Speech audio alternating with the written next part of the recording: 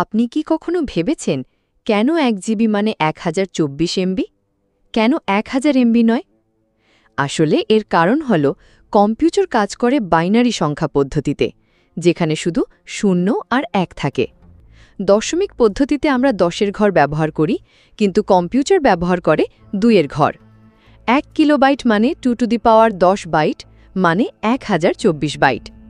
একইভাবে 1 megabyte 1024 kilobyte আর 1 gigabyte 1024 megabyte.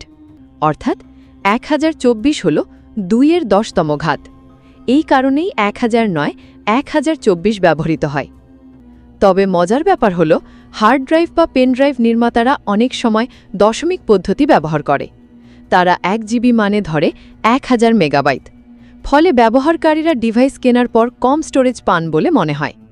তাহলে আসল রহস্য হল, কম্পিউটার ব্যবহার করে বাইনারি সিস্টেম আর নির্মাতারা ব্যবহার করে দশমিক সিস্টেম।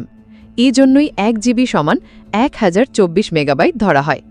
তাহলে আরও আকর্ষণীয় টেক ফ্যাক্ট জানতে সাবস্ক্রাইব করুন ভার্চুয়াল ওয়ার্ল্ড 360 ডিগ্রি।